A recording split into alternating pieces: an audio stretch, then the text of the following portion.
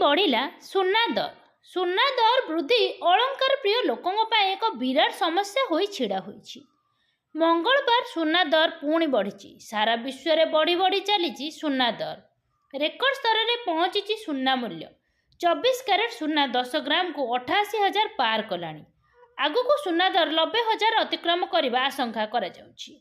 नुआ दिल्ली रे एबे 10 ग्राम 24 कैरेट सुना 88,500 टंका पहुंचलानी।